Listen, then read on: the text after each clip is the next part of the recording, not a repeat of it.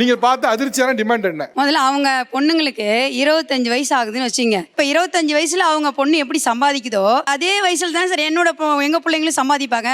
ஆனா இவங்க 50,000 அவங்க பொண்ணு சம்பாதிச்சுன்னா மாப்பிள்ள மட்டும் 2 லட்சம் சம்பாதிக்கணும். எப்படி வருவான் அவன்? என் நெத்திய நல்லா பாருங்க, இதுல கேனப்பைய அப்படின்னு எழுதி இருக்கா.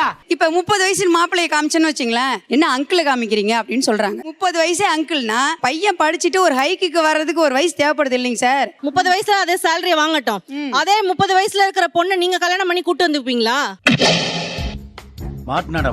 நாங்க ஓகே தான் சொல்றோம், ஆனா பொண்ணு தான் வேணாம்னு சொல்லுது. பையனை விட 4 வயசு சின்ன பொண்ணு நீங்க கேக்குறீங்க. என்ன பதில் சொல்லுவ? ஆமான்னு உண்மையை ஒத்துக்க முடியுமா? செருப்பால் அடிப்பாங்க. 25 வயசுல ஒரு பையன் இந்த உயரம் தான் வந்திருப்பான். ஆனா நீ அதுக்கு மேல எதிர்பார்க்கறீங்க, அதுக்கு என்ன பதில்? 25 வயசு பொண்ணு 50,000 ரூபாய் சம்பாதிக்கிறப்ப 2 லட்சம் ரூபாய் சம்பாதியத்துல கேக்குதுன்னு சொல்றீங்கல்ல. 25 வயசு பொண்ணுக்கு நாங்க 50 பவுனோ 100 பவுனோ போட்டு கட்டி குடுக்குறோம். நீங்க 27 வயசு பையனுக்கு என்ன போட்டு கட்டி குடுக்குறீங்க சொல்லுங்க. நாங்க வாழ்நாள் ஃபுல்லா உங்க பொண்ணை சந்தோஷமா வச்சிருக்கோமே. நான் குமார் அவசரப்பட்டிய நீ 100 பவுன் கொடுத்தா வாழ்நாள் முழுக்க பாத்துக்கிறேன். இல்ல சார், அவங்க குடுக்கறேன்னு சொல்றாங்க சார். நாங்க கேட்கவே இல்ல, நீங்க வரதட்சணை போடுங்கன்னு கேட்கல. செக்கில ஆட்டின சுத்தமான உருட்டு. இந்த உலகத்திலேயே வரதட்சணை கேட்காமலே குடுக்குற பரம்பரை நம்ம பரம்பரை தான் நினைக்கிறேன். நீ கேட்கவே மாட்டீங்களா? ஆனா வாரி வாரி குடுக்குறாங்க. ஆனா இப்ப நாங்க பொண்ணு கொடுத்தா போதுன்ற நிலைமைக்கு வந்துட்டோம் சார். ஆனா அவங்க தான் டிமாண்ட் பண்ணிட்டு இருக்காங்க இப்போதைக்கு. அதான் இப்ப என்னன்னா மாப்பிள்ளை வீட்டுல யாருமே வரதட்சணை கேட்கறது இல்ல. அவங்க வச்சுக்கோங்க கொடுத்துட்டே இருக்காங்க. நம்ம பாக்கெட்ல இடம் இல்லாம வச்சிருக்கோம் நம்ம. ஏய் ஃபூல், அவன் நம்மள கலாய்க்கறான்டா. கல்யாணத்துக்கு தடை என்னன்னு பாத்தீங்கன்னா அந்த வரதட்சணை தான். வரதட்சணை கேட்கலைன்னு சொல்றாங்க. அது வந்து அபத்தமான சார். இப்பெல்லாம் கேட்கறதே இல்லைங்க சார், அவங்க ஏதோ சொல்லிட்டு இருக்காங்க சார். இந்த பக்கத்துல இருக்கவங்க யாரெல்லாம் வரதட்சணை வேணாம்னு சொல்லிட்டு கை தூக்குங்க. எல்லாரும் தான் சார் வேணாம்னு சொல்றோம், யாருமே வரதட்சணை கேட்கலைங்க சார். இப்படி மாட்டிக்கிட்டீல என்ன? மாட்டிக்கிட்டனா? இப்ப கை தூக்குன எல்லாரையும் பாத்துக்கிட்டீங்கல்ல. நாளைக்கு வரன் கேட்டு உங்கள் வீட்டுக்கு யாராவது வருவார்கள். வரும்பொழுது வரதட்சணை கேட்க மாட்டேன்னு சொன்னீங்கல்ல, பாத்துக்கோங்க சார். நாங்க கேட்கவே மாட்டோம் சார், ஒரு பைசா கூட எங்களுக்கு தேவையில்ல. செட் ஆகல, ஓவர் ஆக்ஷன் பண்ணாத. தங்கமே வேண்டாம், எது வேண்டாம், பொண்ணு மட்டும் கொடுங்கன்னு கேட்டோம்னா மாப்பிள்ளைக்கு ஏதோ குறை இருக்கோ அப்படி சொல்றாங்க சார். ஓ, அப்படி வேற சொல்லி வச்சிருக்காங்களா? ரொம்ப கெடுதல் பண்றீங்க எங்களுக்கு. எங்க பையன் வீட்டுக்கு போகும்போது ஆக்சிடென்ட் ஆயிருச்சு. பையனோட பிசினஸ் போயிடுச்சு. அப்ப எல்லாருக்குமே நிறைய நஷ்டம் ஏற்பட்டுச்சு சார். ஃபாரின் போகணும் எல்லாம் போகணுன்றாங்களா? ஏன் தமிழ்நாட்டில் உள்ள மாப்பிள்ளைக்கு பொண்ணு கொடுக்க மாட்டேன்றீங்க? வசதி வாய்ப்புகள் வேணும்னு கேக்குறீங்கல்ல, ஏன் தமிழனை வாழ வைங்க. அது முடியாது. பையனுக்கு என்ன வயசுமா? 36 சார். பொண்ணே வேணான்ட்டா சார். கல்யாணமே எனக்கு வேணாம். எப்ப இருந்து பாத்தீங்க? 27 வயசுல இருந்து பாக்குறேன் சார். ஒரு ஸ்டேஜுக்கு மேல எனக்கு பொண்ணே வேண்டாம், எனக்கு கல்யாணம் பொண்ணு பாக்காதீங்க, தம்பிக்காவது பார்த்து கல்யாணம் முடிங்கன்னு சொல்றேன் சார். பெத்த மனசு எங்களுக்கு எப்படி இருக்கும் சார்? உங்க பையன் கல்யாணத்துக்கு ஜாதி மதம் அல்லது வரதட்சணை எதுவுமே வேண்டாம் சார். அவங்க 2 பேரும் நல்லா வாழணும் அவங்க வாழ்க்கையில. உங்கள மாதிரி மனுஷன்லாம் இருக்கனாலதான் கொஞ்சமாச்சும் மழை பெய்யுது. வீடும் இல்ல, சொந்தமா எதுவுமே இல்ல, கடையும் போயிடுச்சு அப்படின்னு சொல்றாங்க சார். என்னடி வாய்ஸ் இது? பேசிக் நீடே ஒரு வீட்ல இல்ல அப்படின்னா அந்த வீட்ல எப்படி அந்த பொண்ணும் பையனும் சந்தோஷமா வாழுவாங்க? ஃபர்ஸ்ட் இல்லமா, வாடகை வீட்டுல இருக்கலாம் தானே? வாடகை வீட்ல வாழலாம் சார். எத்தனை நாளைக்குங்க சார் அப்படி வாழ முடியும்? அவங்களுக்கு வீடு இருக்கு, தனி கொடுத்தன கூட நீங்க போய்க்கங்க, வாடகை வீட்டுல இருங்கன்னு சொல்றாங்க. அதுல என்ன நீங்க பேசிக் நீட் இல்லன்னு சார்? அந்த வாடகை கொடுக்கறதுக்காகவே அவங்க சம்பாதிக்க போகணும் சார். இல்லம்மா, நீங்க சொல்றது கொஞ்சம் குறுகலா இல்லையான்னு யோசிங்களேன். வாடகை கொடுக்கறதுக்காக சம்பாதிக்கணும் அப்படின்னா சம்பாதிக்க தானே செய்யணும். அது நம்மளுக்கு ஒத்து வராதுங்க. நாங்க என்னென்னமோ பிளான் பண்ணி வந்தோம், இப்ப பாதியிலே போக வேண்டியதா இருக்கு. சரி, இல்ல நம்ம பொண்ணு நல்லா இருக்கணும்னு நினைக்கிறவங்க கண்டிப்பா பேசிக் நீடு வேணும்னு நினைப்பாங்க. நீங்க ஒரே ஒரு நிமிஷம், சொந்த வீடு வச்சிருந்தாதான் திருமணம் பண்ணியே கொடுப்பேங்கிறது பேசிக் நீட்ல வந்துருச்சான்னு கேக்குறேன் நான். சார் ஆமாங்க சார், நாங்க கஷ்டப்படாது எங்க பிள்ளைங்களும் படக்கூடாதுன்னு தாங்க சார் நாங்க எதிர்பார்க்கிறோம். சொந்த வீடு இல்லாம எப்ப கல்யாணம் பண்றது? புரியுதுங்க சார், நீங்க சொல்றது புரியுது. ஆனா பேசிக்கா இப்ப இருக்க ஜெனரேஷன்ல அப்படிதான் சார் எதிர்பார்க்கறாங்க. மனுஷங்க புரியுங்களா? ஏன்டா புரியுங்க? மாப்பிள்ளை வீட்டுக்காரவங்க பொண்ணுக்கு டிமாண்ட் வைக்கிறதுனா 100 பவுன் நகை போடுங்கன்னு நான் கேட்க கிடையாது. பெரிய பங்களா வீடு கட்டி கொடுங்கன்னு நான் கேட்கல. ஏதோ உங்களால முடிஞ்ச ஒரு 2 சென்ட் நிலம் கூட பொண்ணு பேர்ல எழுதி வச்சுட்டு நீங்க கல்யாணம் பண்ணிக்கங்க. ஒரு பெரிய லாரி வருமா எல்லாத்தையும் ஏத்தி வரதுக்கு? எதுக்கு பொண்ணு பேர் எழுதி வைக்கணும்? நாளைக்கு அவங்க 2 பேருக்குள்ள மன ஒற்றுமை இல்லங்கிற பயத்துல ஏதோ டைவர்ஸ் ஆகி பிரியறதுக்கு ஒரு வாய்ப்பு இல்ல. இன்னைக்கு இருக்கிறவங்க நாளைக்கு இல்லாம கூட போகலாம். அப்ப அந்த ப்ராப்பர்ட்டி இருக்குலையா, அதை வச்சு அந்த பொண்ணு வாழ்ந்துக்கிறவா. இப்ப நீங்க சொன்ன கண்டிஷன்ல தான் உங்க பொண்ணுக்கு மாப்பிள்ளை பாக்குறீங்களா? நான் சொன்ன கண்டிஷன்ல தான் என் பொண்ணுக்கு கல்யாணம். இந்த ஜென்மத்துல உங்களுக்கு திருமண யோகமே இல்ல. நீங்க எப்போ உங்க பொண்ணுக்கு மாப்பிள்ளை பாக்குற உத்தேசம்? எப்படியோ ஒரு 3 வருஷம் 4 வருஷம். ஓகே, 3 வருஷம் கழிச்சு இந்த டிமாண்ட் தான். ஏதாவது கொடுத்தாதான் நாங்க கல்யாணம் பண்ணி கொடுப்போம். நாங்க கொடுக்கறது விருப்பப்படி கொடுப்போம். இவங்க சொல்ற டிமாண்ட் உங்க சைடுல எத்தனை பேர் ஏத்துக்கிறீங்க? ஏத்துக்கிறவங்க மட்டும் கை தூக்குங்களேன். உங்க சைடுல ஏத்துக்கல. முதுகுல குத்திட்டு இல்ல முதுகுல குத்திட்டு இல்ல.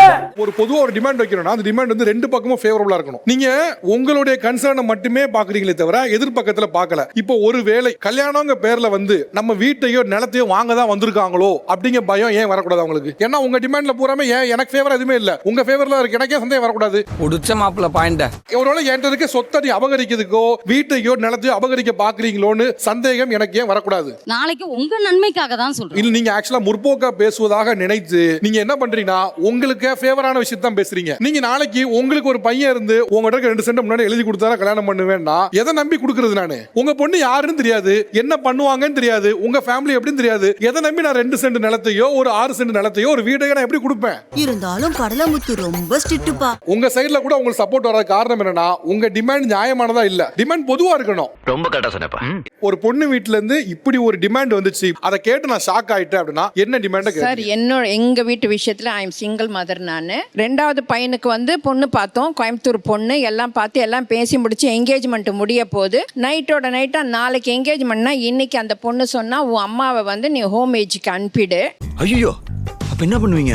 என் பையன் கிட்ட சொல்றாங்க, உங்க பையன் கிட்ட சொல்றாங்க. என் பையன் கிட்ட சொல்றாங்க அம்மாவெல்லாம் நான் பாத்துக்க மாட்டேன், நீ இப்பவே ஏதாவது ஒரு வழி பண்ணு, என்ன பிடிச்சிருந்தா நீ என் கூட வான். அதோட ஸ்டாப் பண்ணிட்டோம், கல்யாணத்தை நிப்பாட்டிங்களா? நிப்பாட்டிட்டோம். என் பையனை நம்பி நான் இருந்துட்டு நீங்க இருக்கேன். கொஞ்சம் பேசி புரிய வச்சு அதுக்கெல்லாம் வரலையா? அவங்க வந்து அதுக்கு வர்றதாவே கிடையாது. என் சர்வீஸ்ல இந்த மாதிரி ஒரு கேவலமான ஜென்மத்தை நான் பார்த்ததே இல்ல சார். இன்னொரு அலையன்ஸ் பார்த்தோம் சார். அவங்க என்ன தெரியுமா சொன்னாங்க, அந்த பொண்ணு SRMல கோல்டு மெடலிஸ்ட் படிச்சிருக்கா, MS பண்ணிருக்கா. அந்த பொண்ணோட அப்பா சொல்றாரு என் பொண்ணுக்கு சுடுதண்ணி வைக்க மட்டும்தான் தெரியும், வேலைக்கு போக மாட்டா. நீங்க வேணா சப்போர்ட் பண்ணா நீங்க வேலைக்கு போங்க. உங்களையா? ஆமா. அவன் யாருன்னு சொல்லுங்க மாமி, லாரிய வாடகைக்கு எடுத்து கொள்றேன். அவன நான் ஆண்டவன் பாத்துப்பான். பையன் என்னமா பண்றாப்ல? என் பையன் இன்ஜினியரிங் இப்ப லண்டன் UKல இருக்கான், வேலை பண்றான். முன்ன ஒரு காலத்துல ஃபாரின் மாப்பிள்ளைக்குன்னு ஒரு கிரேஸ் இருக்கும், லண்டன்ல வேலை பார்க்குற மாப்பிள்ளையோட அம்மா வேலைக்கு போகணும். இதெல்லாம் ரொம்ப ஆச்சரியமா இருக்கு எனக்கு. இது இப்ப எத்தனை வரன் பார்த்திருப்பீங்க உங்க பையனுக்கு? 32. அவனுக்கு ஒரு 15-20 கிட்ட நான் பார்த்துட்டேன். பொண்ணு வரும்போதே அம்மா வேணாம் அதை தான் சொல்றாங்க. ஒத்துக்கட மனசு இல்லனாலும் அதான் நேசம். பொண்ணு வீட்ல இருந்து இப்படி ஒரு டிமாண்ட் வந்துச்சு, ரொம்ப அதிர்ச்சியா இருந்துச்சு.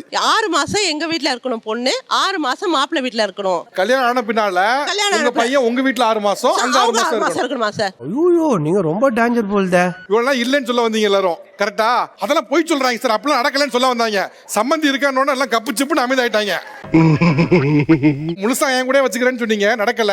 6 மாசம் பிடிச்சிட்டீங்க. இருக்க வேண்டியதானே சார்? ஃபைனான்ஸ் ப்ராப்ளம் அவங்க அங்கேயே போயிட்டாருன்னா அப்புறமா எப்படி சார்? ஃபைனான்ஸ் பத்தி எல்லாம் பேசவே இல்லையா சார்? 6 மாசம் சொல்லுவாங்க, அதுக்கப்புறமா வந்து அங்கேயே இருந்து கூடவே கூட்டி போயிடுவாங்க.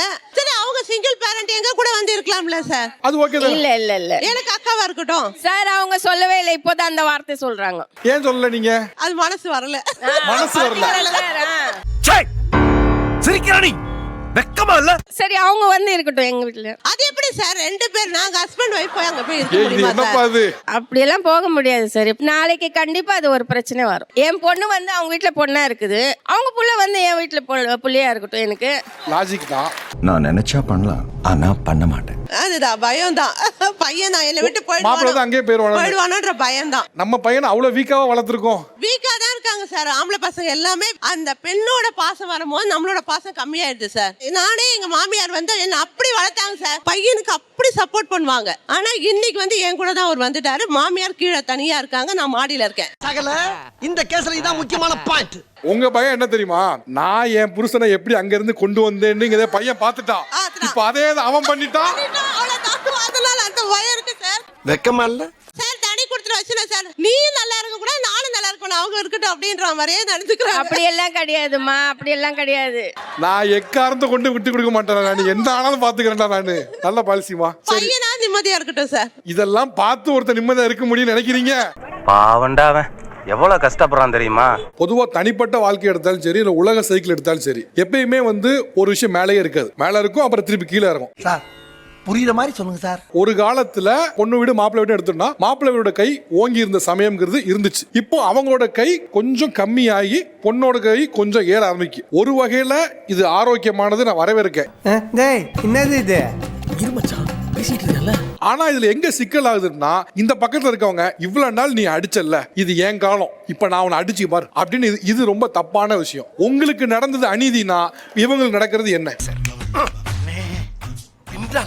இன்னைக்கு நான் மேல வந்துட்டேன், இது ஏன் காலம், இன்னைக்கு நான் உன்னை அடிப்பேன் மிதிப்பேன் கீழே தள்ளுவேன்னா அவங்களுக்கும் உங்களுக்கு எந்த வித்தியாசமும் இல்ல. அவங்க அன்னைக்கு பண்ணது தப்பு, ஆனா இன்னைக்கு நான் டைம் நினைச்சு நீங்க பண்ணீங்கன்னா நீங்க இன்னும் தப்பு பண்றீங்க. நீ சொல்றது கரெக்ட் தான்டா, ஆனா எனக்கு மனசாட்சி எதுவும் கொடுக்கலையே. இன்னொரு விஷயம் என்னன்னா, பெரும்பாலும் நீங்க பேசுனது எல்லாமே பாத்தீங்க அப்படின்னா ஏதோ இந்த கார்ப்பரேட் 2 கம்பெனி மெர்ஜ் ஆகும்போது பேசுவாங்க பாத்தீங்களா, உன் ஷேர்ல எவ்வளவு கொடுப்ப, நீ எவ்வளவு இது பண்ணுவ. இது ஒரு திருமணம், 2 மனசு ஒன்னா சேருது. அப்ப அதுல என்ன இருக்கணும், உணர்ச்சி இருக்கணும், காதல் இருக்கணும். ஆனா இது பெரும்பாலும் பார்த்தனா, நீ வீடு கொடுப்பியா, நான் கார் கொடுக்குறேன், நான் தங்கம் கொடுக்குறேன், நீ என்ன கொடுப்ப. இது ஒரு business deal, it's not a marriage deal மாதிரியே இல்லை. இது ஒரு மேரேஜ் டீல் மாதிரி எப்போ ஃபீல் ஆகும்னா அதில் உணர்வு இருக்கும்போது தான் ஃபீல் ஆகும். கரெக்ட், நியாயமான பேச்சுப்பா. லைக் பண்ணுங்க, ஷேர் பண்ணுங்க, சப்ஸ்கிரைப் பண்ணுங்க.